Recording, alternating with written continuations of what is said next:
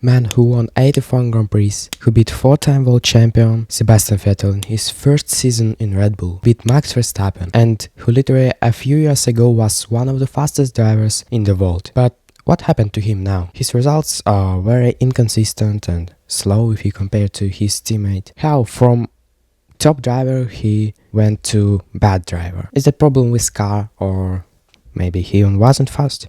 Daniel Ricciardo started his F1 career with HRT team in 2011. Then he went to ToroRosso team, and when Mark Webber retired from F1, Red Bull signed Ricciardo because he had much better results if we compare to his former ToroRosso teammate Jean-Eric Wery. In 2013, Red Bull was a dominant team. Sebastian Vettel won 4 titles in a row, but in 2014, big regulation changes awaited them. Instead of V8 engines, F1 switched to hybrid V6, and in 2014 Renault engines was the worst engines on the grid. They were slow and unreliable. Also F1 did big changes in aerodynamic. The cars become more oversteery and slow in corners. And of course Sebastian Vettel didn't like it, because after 4 years of winning all races and titles, they have the worst engine and car that not suit his driving style. In these conditions, Ricciardo felt much better than Seb, because he went from ToroRosso mid-team to Red Bull, and Sebastian went from race-winning car to unreliable and uncomfortable for him. And from the start of the season, Ricciardo looked much better than Seb. And the car wasn't so slow even with bad engine, because they still had a brand new, good aerodynamic and chassis. And Ricciardo won 3 races, and was only one driver who won race that season, except Mercedes of course. In 2015 Sebastian Vettel came to Ferrari, and that season Daniel Ricciardo's teammate was Daniel Kvyat. They were very close in 2015. Daniel Kvyat scored 95 points and Daniel Ricciardo scored 92 points. But only after 4 races in 2016 and after a few crashes from Kvyat, Red Bull decided to change Kvyat by 18 years old Max Verstappen. And in Spain, after both Mercedes crashed, Max Verstappen won in his first race in Red Bull. But in general, in 16, 17, 18 seasons, they were at the same level. Sometimes Verstappen was better, sometimes Ricciardo. But Verstappen had more stupid mistakes and accidents. In 2018, Ricciardo had a pretty good start of the season. Yes, there was DNF in Bahrain and crash with Max Verstappen in Baku, but there also were 2 brilliant wins in China and in Monaco. But then were a lot of technical problems.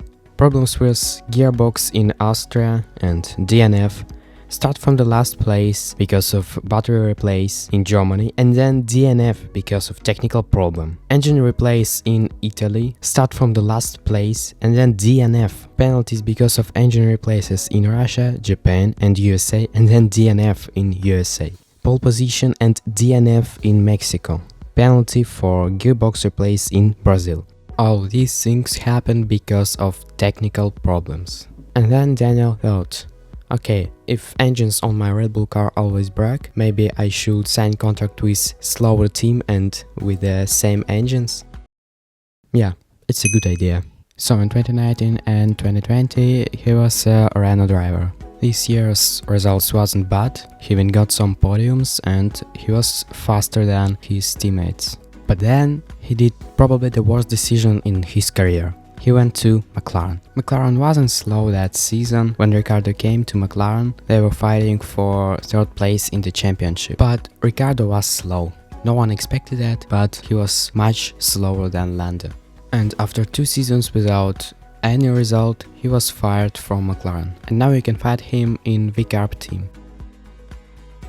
And now I'll show you some telemetry from this corner on Barcelona circuit. We'll compare Ricciardo to his teammates Max Verstappen, Nico Hülkenberg and Lando Norris. And first we'll look at how drivers are braking. Unfortunately we can't look at exact pressure because F1 records it like button on and button off. And that's not right, because F1 drivers don't brake like that. When you're braking on a high downforce car, while your speed getting lower and lower, your downforce is decreasing. And while your downforce is decreasing, you need to release your brakes to not lock up the tires. because if your brakes pressure will too high and downforce will be too low, you'll just lock up the tires. So when we don't have braking telemetry, we'll look at driver's speed. If driver's speed is decreasing, he's braking.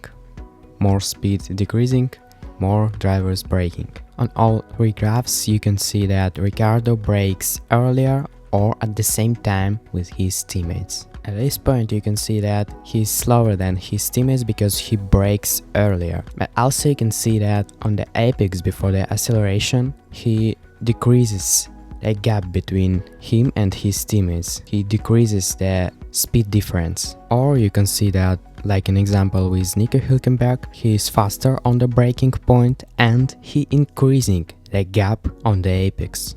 On the apex he is faster than Nico Hülkenberg. And that speed difference means that in all three examples he doesn't brake at maximum power. He doesn't use brakes at 100%. Okay, now you see telemetry from another corners, another tracks, from Village Corner in Silverstone and Turn 3 in Melbourne. And there is the same situation. He is slower on entry and a bit faster on exit. But what happened to car when you brake? Every car has suspension that can compress when you're braking, accelerating and turning. When the car brakes, front suspension compressed and weight moved to the front. And more weight on the front tires, that means you have more oversteer. And more you brake, more oversteer you have. Ricciardo brakes less than the other drivers and he has more understeer.